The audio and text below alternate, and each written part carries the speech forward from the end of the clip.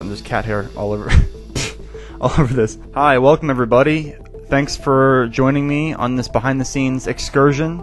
Got a list of things from my Patreon subscribers. I asked what I should talk about in regards to this video.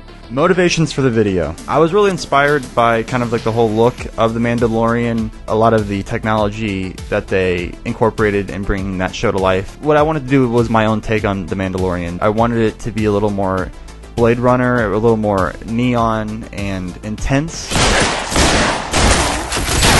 Yeah, and I haven't done a Star Wars video in a really long time. Excellent.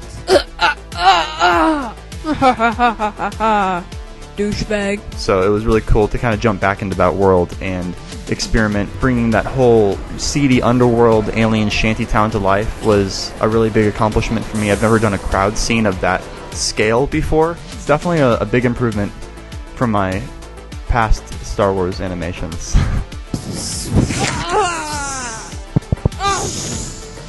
Chimichanga Productions wants to know how I get such high quality footage. So yeah, if you guys don't know, I use a webcam to shoot a lot of my animations now. I still use the Canon Rebel on occasion, especially, you know, depending on the shot. Like if I want a really high quality shot, the Canon is going to be vastly superior in terms of actual physical quality.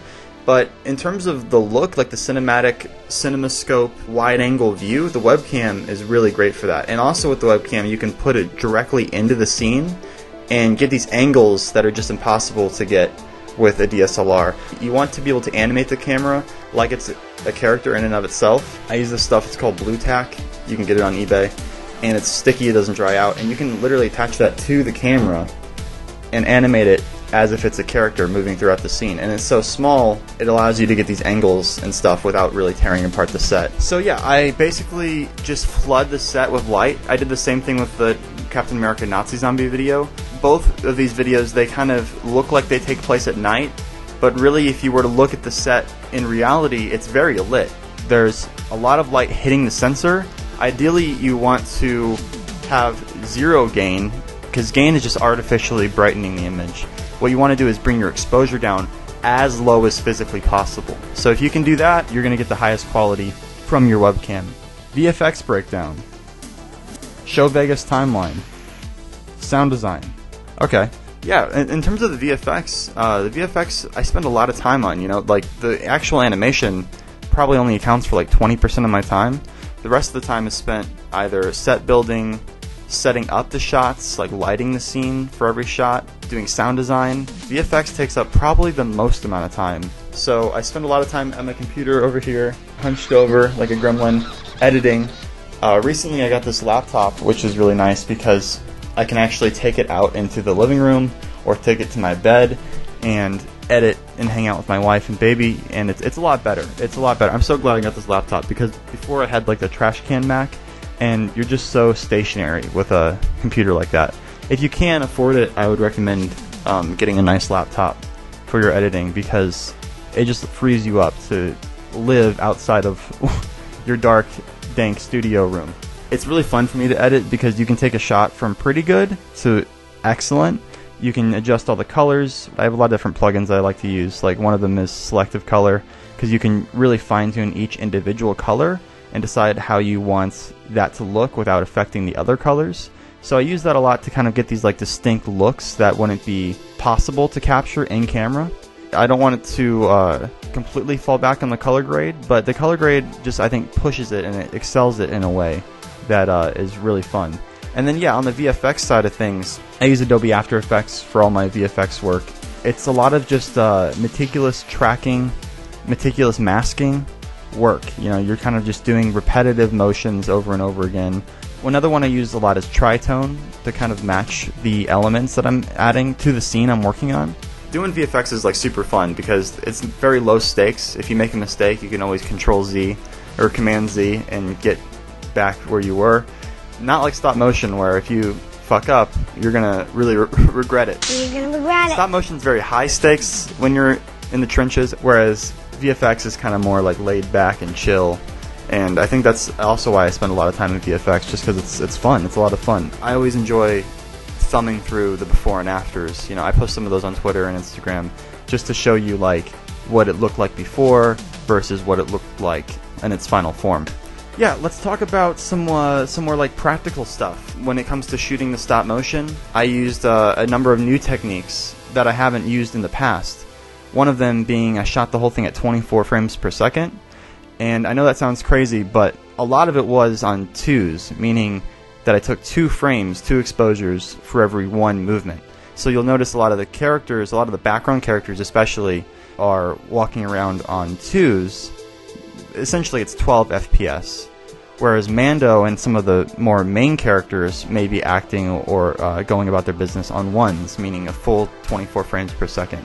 And the neat thing is you can animate twos and ones in the same shot and combine them, and you can bring characters out of ones and into twos and out of twos into ones. So it gives you a lot of versatility in the style and the feel of your picture. See if you can go through the video and spot when things are on ones and when things are on twos. This always blows people's minds.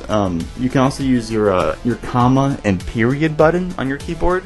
If you go into the YouTube video, you can thumb through frame by frame. So if you want to ever study animation like my animation or anyone else's, that's how you would do it. Also, another cool, neat little innovation that I used in the set were these practical brick lights. I got these on eBay from a certain eBay user.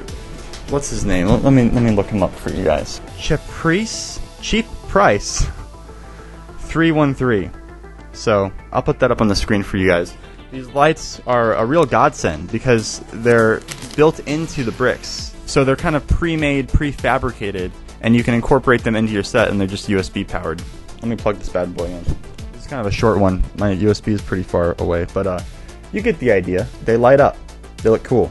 Also, final rumination on the physical production of the brick film. I started using this stuff called steel wool.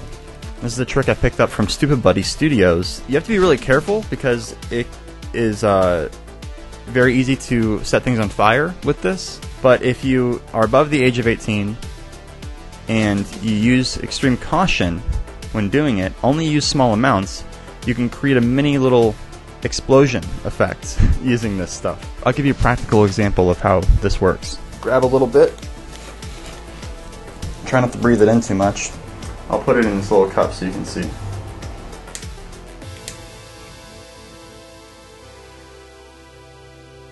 Lights on fire. Take your frame, click, click, click, and it looks really great on camera. Very cool way to get a nice practical visual effect into your stop motion. Okay, so the last bit is showing you my Vegas timeline. So I edit in this program, this ancient program called Sony Vegas. I really don't recommend it if you're starting out in filmmaking. Probably go with Adobe Premiere. I'm just so used to it and stuck in my ways. But I really like the audio editing in Sony Vegas. It allows me to mix sounds and edit sounds faster than any other program.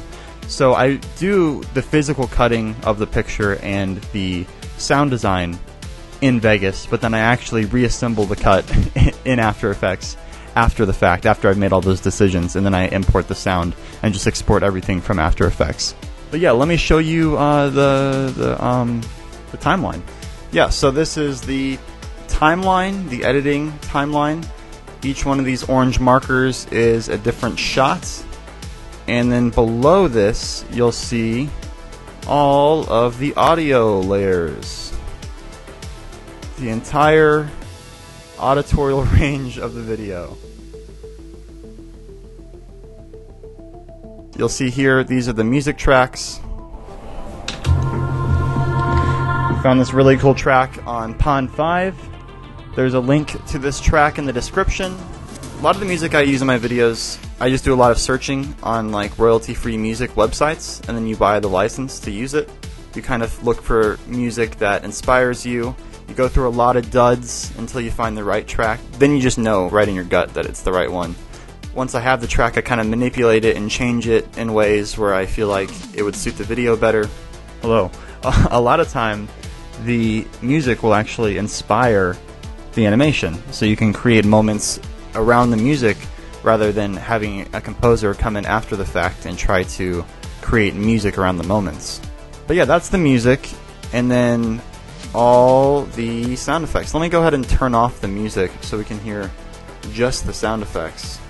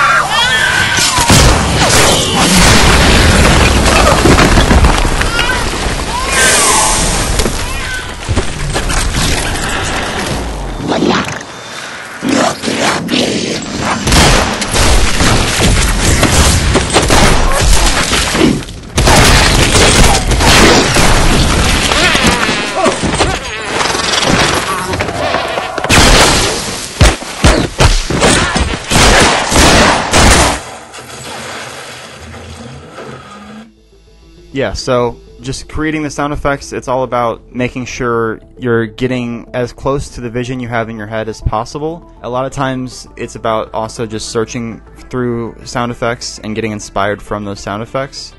So it can go either way. You can be looking for something that you really want, or you can be discovering something that you have to find a way to use. The sound design is just so much fun because you literally get to create the audio for the whole world, and it's so easy to change and manipulate and find new avenues to explore. Like, you could redo this whole video's sound in a completely different way, and it would change the entire tone of the video. The main thing is just to layer. If you have an explosion, you don't want to have one explosion sound effect. You want to mix it with various different sound effects so they all work in tandem.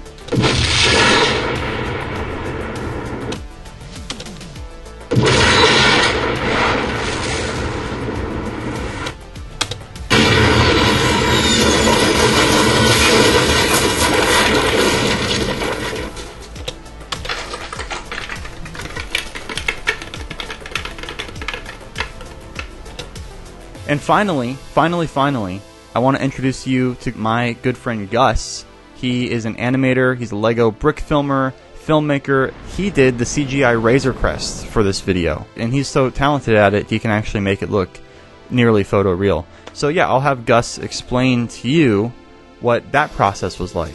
Gus, come on out here. Hey, I'm Gus, or OnBeatMan on YouTube, where I mostly create large-scale LEGO Star Wars animations. I also have a Brick Film School series where I teach how to make or improve your own LEGO films. For this video, I actually created the 2 Razor Crest shots, so here's how it's done.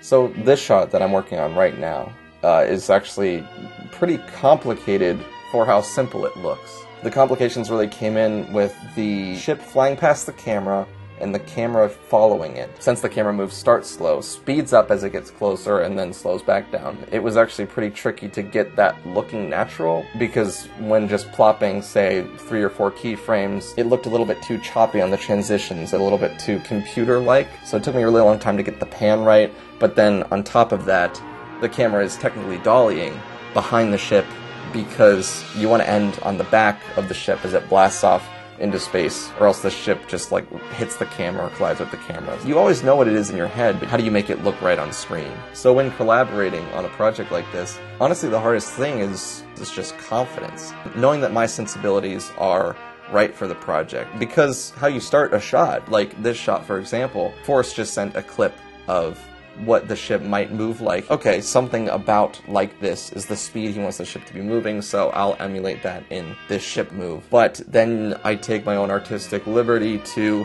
judge how the ship tilts, how the camera moves, the things that I want to see in the shot that weren't initially said or directed. Then it really comes down to just putting your work out there. When you're working on projects like this, it comes down to the individual artist's tastes, and also the style of the video itself. You can't cut from what he's animating and then cut to this and be like, oh, this is a completely different video. It can't feel like that. So I basically keep Forrest up to date as much as possible. I show him lighting options, he gives some notes, he wants the water to be pink, things like that I wouldn't just do, but it just keeps pushing me along in the right direction. So right now it's 3 a.m. on January 4th, and I just got animation approvals on this shot, and always the first line of notes is the most daunting. So we just got ship animation approval, planet approval. We're making an adjustment to the stars. I had them turn at the end, kind of how you see in episode 4, but he wanted to not do that for this one. And that, again, you know, that just comes back to artistic taste. There's no like wrong or right there. But for this project, for this video, we're going for a different look.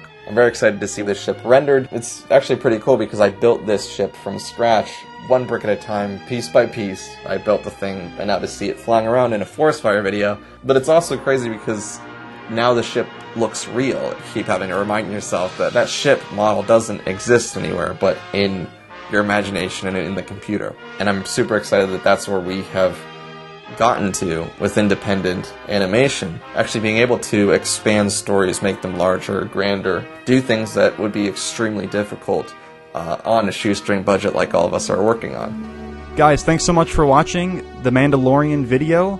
Let me know what kind of animations you would like to see from me in the future. If you'd like to support the channel, you can obviously comment, share, or subscribe to the Patreon. I'm a lot more active on there in terms of like replying to people. So if you have any kind of questions, you can catch me on there or on some of the live streams I've been doing over on the main channel. Right now I'm working on a Lego Wayne Parents Murder animation and Monarch Theater Crime Alley animation.